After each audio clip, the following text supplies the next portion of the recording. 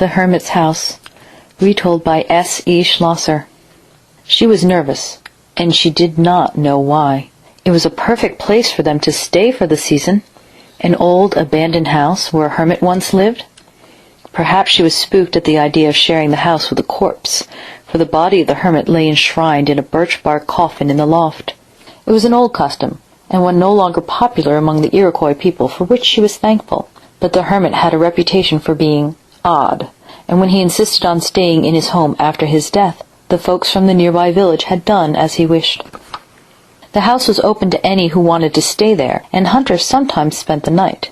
But the Iroquois women in the nearby village had warned her against stopping there with her baby daughter.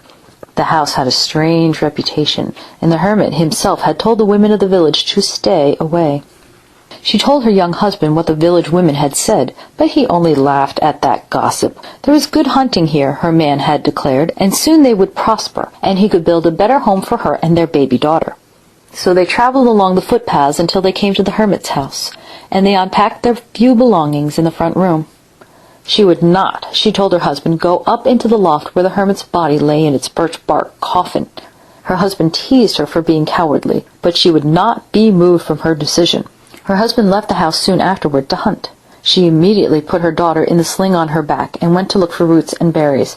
It would make a nice addition to whatever her husband killed for supper, she reasoned, although her real purpose was to get out of the hermit's house. She stayed away until her husband returned with the meat, and then went inside to prepare the evening meal for them. Her husband yawned and stretched, tired from his hunting, and climbed up into the loft to rest. The hut soon filled with the delicious smell of roasting meat. She was sorting through the berries when she heard a muffled cry and the very final-sounding crunch of breaking bones.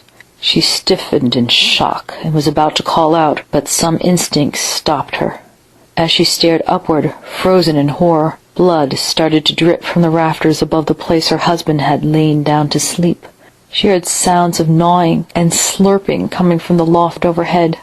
On the pretext of getting something from one of the packs, she crept silently to the far corner of the room where she could see up into the loft. A skeleton with glowing red eye sockets was sitting on the legs of her dead husband. His teeth and chin were covered with blood, as if it had been feasting on his body. She crept back out of view before the skeleton saw her and was quietly sick in the corner. Her daughter stirred restlessly at her back, and she knew that she had to get away immediately, or she and her child would be killed too. "I'm going to run down to the stream to fetch water for the broth," she called toward the loft. "I will be right back." She took the pail and walked carelessly toward the stream, trying to appear normal. As soon as she was out of sight among the trees, she started to run as fast as she could, back along the footpaths to the nearest village.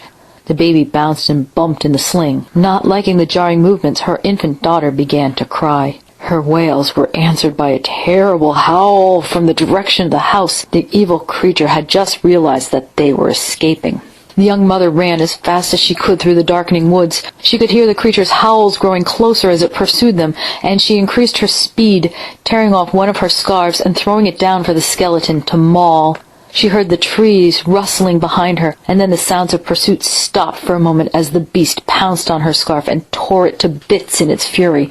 She kept running, her little daughter wailing desperately as she sensed her mother's fear. Each time she heard the creature drawing close to her, the young mother threw off another scarf for it to savage, until she had none left. Then she threw off her moccasins, one after the other, to buy them more time. She was sobbing exhaustedly, and was nearly without hope. Her infant was clinging to her hair, too scared even to cry as they fled through the darkness. She could hear the monster gaining on her, and she had nothing left to shed save the few items keeping her decent enough to enter the village. The creature's howls were very close now, and she knew that she was unable to run much further. She could see the lights from the Iroquois village through the trees in front of her, though it was still far off.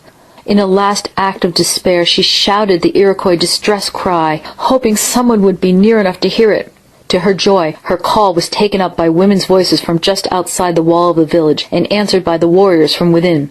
The creature was so close now she could hear it breathing. She summoned the last of her strength and sprinted to the trees at the very edge of the village. Here her strength failed her, and she collapsed to the ground, her little daughter wailing in terror.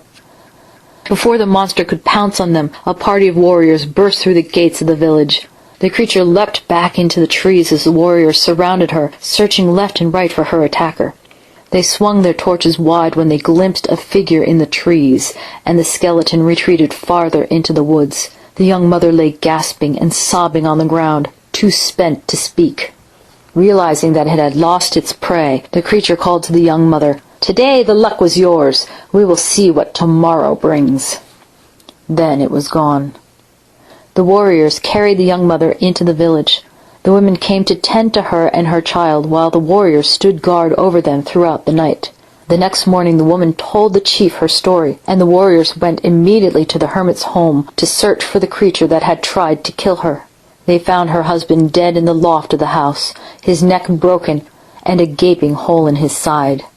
In the birch bark coffin, the mouth of the hermit's skeleton was covered with the young man's blood.